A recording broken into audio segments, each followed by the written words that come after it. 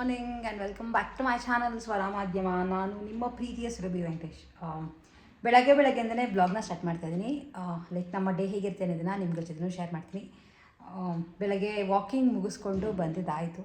ಬೇಗನೆ ಬಂದ್ವಿ ವಾಕಿಂಗ್ ಮುಗಿಸ್ಕೊಂಡು. ಹಾಗೆ ಬರ್ತಾ ಏನಾಗುತ್ತೆ ಅಂದರೆ, ಯೂಶ್ವಲಿ ನಿಮ್ಗಳಿಗೆ ಗೊತ್ತಿರುತ್ತೆ, ಬೆಳಗ್ಗೆ ವಾಕಿಂಗ್ ಹೋಗೋದಾಗ ತರಕಾರಿಗಳು ತುಂಬ ಫ್ರೆಶ್ಶಾಗಿ ಬರ್ತಿರ್ತಾರೆ. ಅದು ನೋಡಿದ್ರೆ ಒಂಥರ ಆಸೆ ಆಗುತ್ತೆ, ನಾನು ತೊಗೊಂಡು ಬರೋಣ ಅಂತ. ಬಟ್ ಸುಮಾರು ತರಕಾರಿಗಳು ಇತ್ತು. ಇನ್ನು ತಿಂಡಿ ಕೂಡ ಆಗಿಲ್ಲ. ಟೈಮ್ ಇನ್ನು ಈಗ 8:15 ಅಷ್ಟೇ. ಸೊ ಇನ್ನೂ ಸಾಕಷ್ಟು ಟೈಮ್ ಇದೆ. ಅಲ್ಲಿ ಬರ್ಬೇಕಾದ್ರೆ ಆನ್ ದ ವೇ ಈ ಕಾಳುಗಳನ್ನ ಮಾರ್ತಾಯಿದ್ರು. ಇದಕ್ಕೇನು ಹೆಸರೇ ಬಾಯಿಗೆ ಬರ್ತಿಲ್ಲ ಏನು ಕಾಳು ಅಂತಾರೆ ಅಂತ. ಇದು ಆ್ಯಕ್ಚುಲಿ ಬಿಡಿಸ್ಬಿಟ್ಟು ಇಟ್ಕೊಂಡ್ರೆ ಪಲಾವ್ಗೆ ಅಥವಾ ಏನಾರು ಸೊಪ್ಪಿನ ಹುಳಿ ಎಲ್ಲ ಮಾಡಿದಾಗ ಚೆನ್ನಾಗಿರುತ್ತೆ, ಅದ್ರ ಜೊತೆ ಹಾಕೋಕ್ಕೆ ಅಂತ ಬಿಡಿಸಿಟ್ಕೋದಾಗಿದೆ. 100 ರೂಪಾಯಿಗೆ 1.5 kg. ನಿಮಗೆ ಗೊತ್ತಿಲ್ಲ, ಆಟೋವರೆಲ್ಲ ಮಾರ್ಕೊಂಡು ಬರ್ತಾರಲ್ಲ.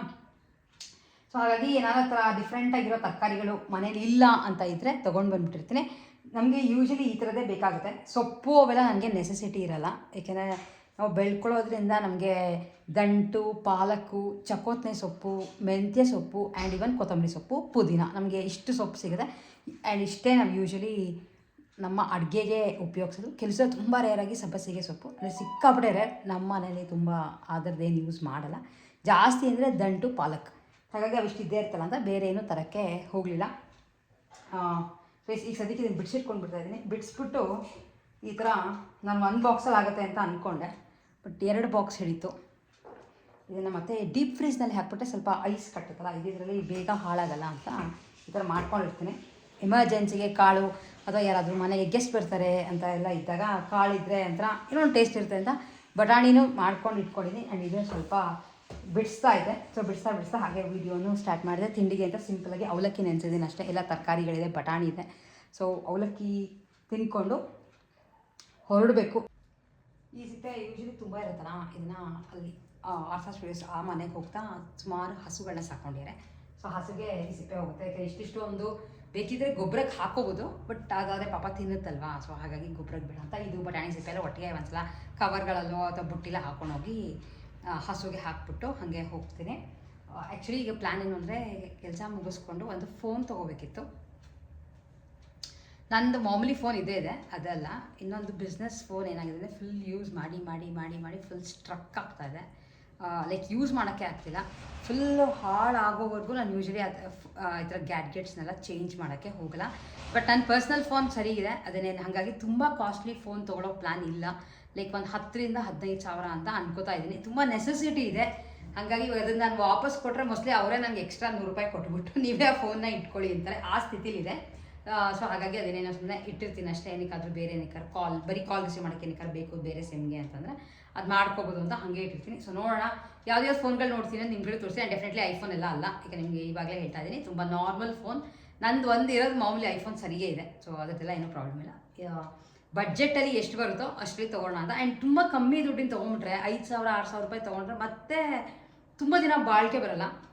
ನಂಗೆ ಸ್ವಲ್ಪ ಸ್ಟೋರೇಜ್ ಜಾಸ್ತಿ ಬೇಕಾಗುತ್ತೆ. ಯಾಕೆಂದರೆ ಸೀರೆಗಳೆಲ್ಲ ತುಂಬ ಜನ ಸ್ಕ್ರೀನ್ಶಾಟ್ಸ್ ಕಳಿಸ್ತಿರ್ತಾರೆ ಆ್ಯಂಡ್ ಪೇಮೆಂಟ್ ಲಿಂಕ್ಗಳು ಕಳಿಸ್ತಿರ್ತಾರೆ. ಆ್ಯಂಡ್ ನಾನು ನನ್ನ ವೆಬ್ಸೈಟ್ನ ಹ್ಯಾಂಡಲ್ ಮಾಡಬೇಕು. ಸೊ ಅವೆಲ್ಲ ಇದ್ದಾಗ ಇದ್ದಿದ್ರಲ್ಲಿ ಸ್ವಲ್ಪ ತುಂಬ ಹೈಯರ್ ಎಂಡ್ ಇದ್ದಿದ್ರು ನಾರ್ಮಲಾಗಿ ಯೂಸ್ ಮಾಡೋಂಥ ಒಂದು ಫೋನ್ ಬೇಕು. ಸೊ ನೋಡೋಣ, ಹೋದರೆ ತೋರಿಸ್ತೀನಿ ನಿಮಗೂ ಯಾವ್ಯಾವ ಫೋನ್ನ ನೋಡ್ತೀವಿ ಅಂತ. ಸೊ ಅದಾದಮೇಲೆ ತೋರಿಸ್ತೀನಿ ನಮ್ಮ ದಿನ ಇವತ್ತು ಹೇಗೆ ಹೋಗುತ್ತೆ ಅಂತ. ಅಂಗಡಿಗೆ ಹೊರಡಬೇಕಿತ್ತು. ಅಂಗಡಿಗೆ ಹೊರಡೋಕ್ಕಿಂತ ಮುಂಚೆ ಹೇಳಿದ್ನಲ್ಲ, ನಂದು ಬಿಸ್ನೆಸ್ ಫೋನ್ ಫುಲ್ ಹೋಗ್ಬಿಟ್ಟಿದೆ ಅಂತ ತೊಗೋಬೇಕಿತ್ತು.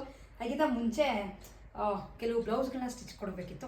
ನಿಮ್ಗಳಿಗೂ ತೋರಿಸ್ಬಿಟ್ಟು ಹೋಗೋಣ ಅಂತ ಅಂದ್ಕೊಂಡು. ಯಾಕೆ ಸೀರೆಗಳನ್ನ ತುಂಬ ಜನಕ್ಕೆ ಇಂಟ್ರೆಸ್ಟ್ ಇರುತ್ತಲ್ಲ, ಅದು ಎಷ್ಟೊಂದು ಅರ್ಜೆಂಟಾಗಿ ಏನು ಕೊಡ್ತಿರಲಿಲ್ಲ. ನೆಕ್ಸ್ಟ್ ಮಂತ್ ನನ್ನ ಬರ್ಡೇ ಬರುತ್ತೆ. ಸೊ ಮುಂಚೆನೇ ಹೊಲಿಸ್ಕೊಳ್ಳೋಣ ಅಂತ ಅಂದ್ಕೊಂಡು ಇದೊಂದು ಸೀರೆದು ಬ್ಲೌಸ್ ಹೊಲಿಯೋಕ್ಕೆ ಕೊಡ್ತಾಯಿದ್ದೀನಿ. ಜಾರ್ಜೆಟ್ ಸೀರೆ. ಆ್ಯಕ್ಚುಲಿ ಆರ್ತಾ ಸ್ಟುಡಿಯೋಸ್ನಲ್ಲಿ ಇದ್ದು ಸ್ಟಾಕ್ ಬಂದಿತ್ತು. ಇನ್ನೂ ಕೆಲವು ಕಲರ್ಸ್ಗಳು ಅವೈಲೇಬಲ್ ಇದೆ. ನೀವು ಬೇಕಿದ್ರೆ ಯಾರಿಗಾರ ಬೇಕು ಅಂತ ಇದ್ದರೆ ನಮ್ಮ ವೆಬ್ಸೈಟ್ www.artha.in ಲಾಗಿನ್ ಆಗಿ ತೊಗೋಬೋದು, ಅಥವಾ ನನಗೆ ಮೆಸೇಜ್ ಮಾಡಿ. ಇದೊಂದು ಬ್ಲೌಸ್ ಹೊಲಿಸ್ಕೊತಾ ಇದ್ದೀನಿ. ಬ್ಲೌಸ್ ತುಂಬ ಚೆನ್ನಾಗಿದೆ. ಇದು ಅಂದರೆ ಗ್ರ್ಯಾಂಡ್ ಲುಕ್ ಬರುತ್ತೆ. ಈ ಥರ ಫುಲ್ ಬನಾರಸಿ ವೀವಲ್ಲಿ ಬರುತ್ತೆ. ಯಾಕೋ ಈ ಕಲರ್ ತುಂಬ ಇಷ್ಟ ಆಯಿತು ಅಂತ ಈ ಕಲರ್ ಒಂದು ನಾನೇ ಪರ್ಸ್ನಲಿ ನನಗೆ ಅಂತ ಇಟ್ಕೊಂಡೆ. ಇದು ಒಂದು ಸೀರೆದು ಬ್ಲೌಸ್ ಕೊಡಬೇಕು. ಆ್ಯಂಡ್ ಅದ್ರ ಜೊತೆ ಇದನ್ನು ರೀಸೆಂಟಾಗೆ ತೋರಿಸ್ದೆ. ನನ್ನ ಫ್ರೆಂಡ್ ಒಬ್ಳು ಗಿಫ್ಟ್ ಕೊಟ್ಟಿದ್ಲು ಅಂತ ಈ ಸೀರೆ ತೋರಿಸಿದ್ನಲ್ಲ, ಹಿಂಗಿರು ಉಟ್ಕೋಬೋದು, ಹಬ್ಬನೂ ಬರುತ್ತೆ. ಮತ್ತು ಕಂಚಿ ಸೀರೆ ಎಲ್ಲ ನಾನು ಯೂಶ್ವಲಿ ನಡುವೆ ಕಮ್ಮಿ ಮಾಡ್ಬಿಟ್ಟು ತೊಗೊಳ್ಳೋದು. ಸೊ ಇದೊಂದು ಹೊಲಿಯಕ್ಕೆ ಕೊಡಬೇಕು. ಅಲ್ಲಿ ಹೋದ್ಮೇಲೆ ಡಿಸೈನ್ ಎಲ್ಲ ಆರಿಸ್ತೀನಿ. ಅದ್ರ ಜೊತೆ ಇದೊಂದು ಕಸೂತಿ ವರ್ಕ್ದು ಬ್ಲೌಸ್ ತರಿಸ್ಕೊಂಡಿದ್ದೆ, ನಾನು ಹಾಗೆ ಇಟ್ಕೊಂಡಿದ್ದೆ ಅದೊಂದು. ಆ್ಯಂಡ್ ಇದೊಂದು ಪ್ಲೇನ್ ಬ್ಲ್ಯಾಕ್ ಕಾಟನ್.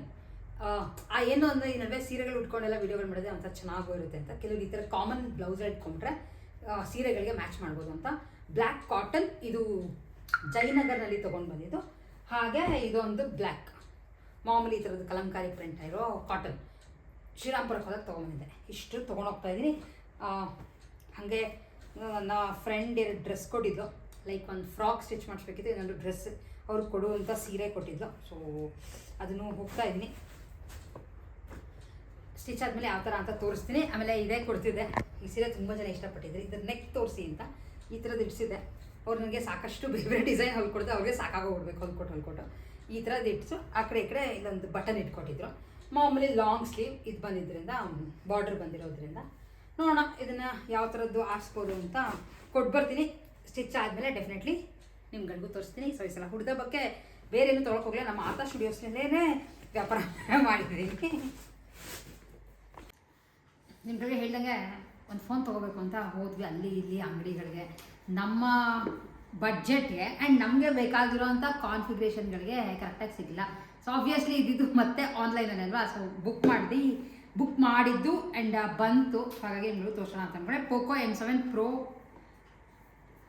ಫೋನ್ ಇದು, 5G ಫೋನ್, 6GB ರ್ಯಾಮ್, ಹಾಗೆ 128 GB ಸ್ಪೇಸ್ ಕೊಟ್ಟಿರೋದು. ಇದು ಫೋನ್ ಆ್ಯಕ್ಚುಲಿ ಓಪನ್ ಮಾಡಿ ನೋಡಿದ್ವಿ ಫಸ್ಟೇ ಬರ್ತಿದಂಗೆ, ಯಾಕೆಂದರೆ ಆನ್ಲೈನ್ ಫ್ಲಿಪ್ಕಾರ್ಟಿಂದ ಆರ್ಡರ್ ಮಾಡಿದ್ದು. ಬರ್ತಿದ್ದಂಗೆ ಅವ್ರು ಡ್ಯಾಮೇಜ್ಗೆಲ್ಲ ಚೆಕ್ ಮಾಡಿದ್ರೆ ನಮಗೆ ಫೋನ್ನ ಕೈ ಕೊಡೋದು. ಸೊ ಹಾಗಾಗಿ ಏನು ಪ್ರಾಬ್ಲಮ್ ಇಲ್ಲ. ಅದಾದಮೇಲೆ OTP ಕೊಟ್ಟಿದ್ದು. ಚೆನ್ನಾಗಿದೆ ಫೋನ್, ಸ್ವಲ್ಪ ಅಗ್ಲದ್ದು ಬೇಕಿತ್ತು. ನಮ್ಮದು ಹಳೇದು ಇದ್ದಿದ್ದು ಇದು, ಈ ಫೋನ್ ಫುಲ್ ಹಾಳಾಗೋಗ್ಬಿಟ್ಟಿತ್ತು. ಯಾವುದೊಂದು ಮೆಸೇಜಸ್ ಯಾರಾದರೂ ಕಸ್ಟಮರ್ಸ್ ಮಾಡಿದ್ರೆ ಲೈಕ್ ಆರ್ತಾ ಸ್ಟುಡಿಯೋಸ್ಗೆ, ನನಗೆ ಅದು ನೋಡೋಕ್ಕೆ ಎಷ್ಟೊತ್ತರೆಗೂ ಬೇಕಿತ್ತು. ಹಾಗಾಗಿ ಇದನ್ನು ಚೇಂಜ್ ಮಾಡೋಣ ಅಂತ ಅಂದ್ಕೊಂಡು ಇದನ್ನು ಫುಲ್ ಹೊಟ್ಟೋಗಿದೆ, ಆಗೋದಿಲ್ಲ ಯೂಸ್ ಮಾಡೋಕ್ಕೆ. ಹಾಗಾಗಿ ಇದನ್ನು ತೊಗೊಂಡು ಇದಕ್ಕೆ ಎಷ್ಟಾಯಿತು ಗೊತ್ತಾ, 13,500 ಆಯಿತು. ಬೇಕಿದ್ದರೆ ನೀವುಗಳು ಏನಾರು ಕಾರ್ಡಲ್ಲಿ ಇಟ್ಕೊಂಡಿದ್ರೆ ಅಂದರೆ EMI ಬೇಕಾದರೆ ಆಪ್ಷನ್ ಕೂಡ ನೀವು ಚೂಸ್ ಮಾಡ್ಕೋಬೋದು. ಬಟ್ ನಾವು ಡೈರೆಕ್ಟಾಗಿ ಕ್ಯಾಶ್ ಕೊಟ್ಟೆ ತೊಗೊಂಡಿದ್ದು. ಇಷ್ಟು ಈ ಥರ ಇದೆ ಫೋನ್. ಆ್ಯಂಡ್ ಪರವಾಗಿಲ್ಲ, 13,500 ಏನಂತ ಜಾಸ್ತಿ ಅಂತ ಅನಿಸಲ್ಲ. ಈಗ ಫೋನ್ಗಳಿಗೆ ಬೇರೆ ಐಫೋನ್ ಎಲ್ಲ ನೋಡ್ತೀವಿ ಅಂದರೆ ಅದೆಲ್ಲ ಆಲ್ಮೋಸ್ಟ್ ತುಂಬ ರೇಟ್ ಆಗುತ್ತೆ.